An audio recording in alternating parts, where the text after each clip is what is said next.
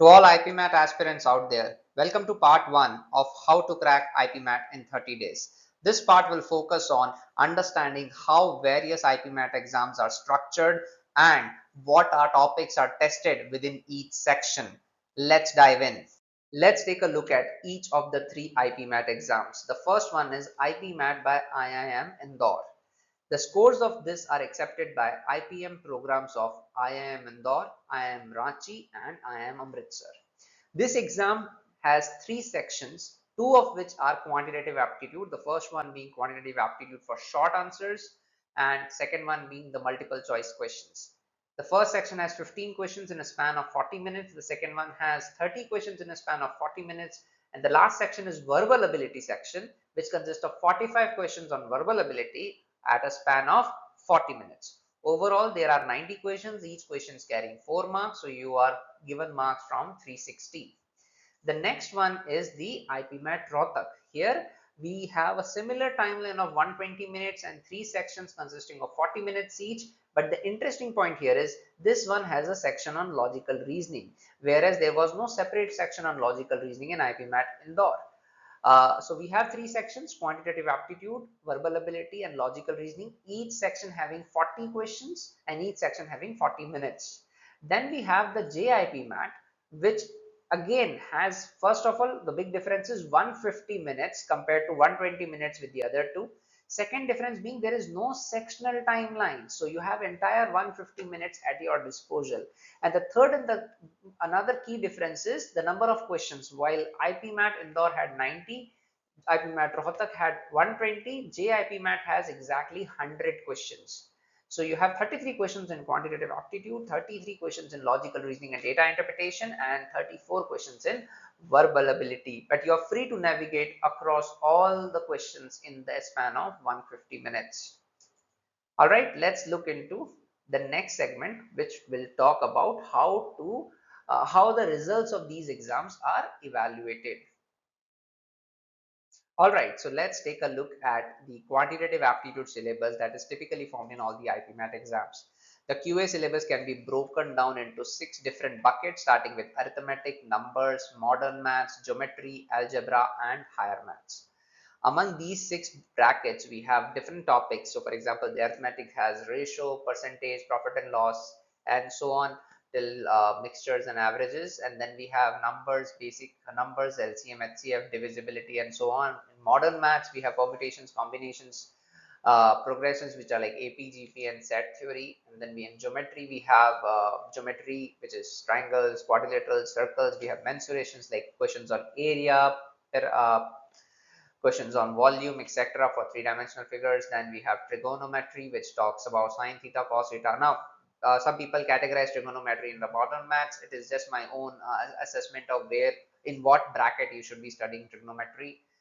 Then there is coordinate geometry. Again, coordinate geometry is also placed into different buckets, but I believe that the geometry arm should also include coordinate geometry.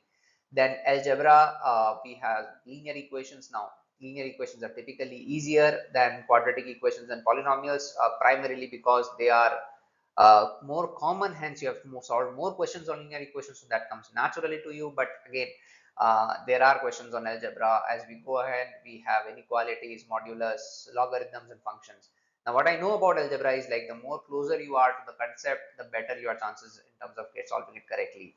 Now, for the non-math students out there, we also have some topics that comes after you pick mathematics in 11th and 12th. These are like vectors, matrices, determinants, calculus, but they have been rarely tested. And if you are a non-math student, I don't think you should plan to include them into your syllabus in the next 30 days.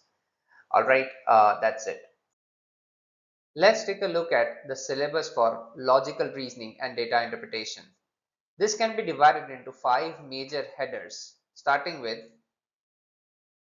the questions based logical reasoning. These are basically single questions consisting of multiple choice questions. The topics are typically series, analogies, coding, decoding, odd one out, blood relations, direction sense, calendar, Venn diagrams, and clocks. Another area of logical reasoning is very common, which is set based or puzzle based questions. So this question consists of a passage which consists of a logical reasoning puzzles and followed by a set of 3 to 5 questions. These are typically from distribution, arrangements, linear and circular, selections, comparisons, Venn diagrams, and sometimes games and tournaments as well. Then we have the non-verbal reasoning, which is more like a visual reasoning where you are given images and you are asked to guess the next in line, which we call them as series, or you have to identify the odd one out, and sometimes you are given a shape and you are asked to find number of triangles, and we have missing numbers, and we have three-dimensional to two-dimensional shapes as well.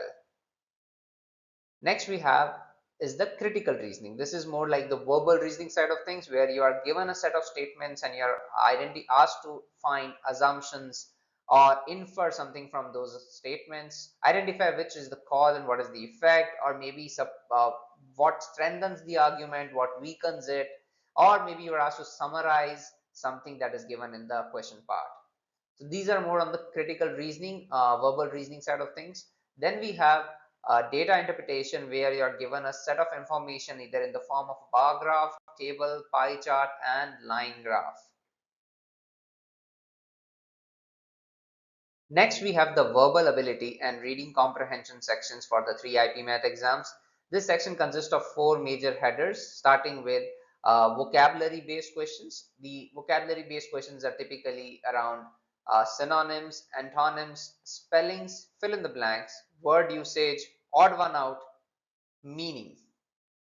Then we have the grammar based questions, which checks you on tenses, your knowledge of tenses, singular, plural, direct, indirect, active, passive, or sentence corrections, and sometimes word usage as well.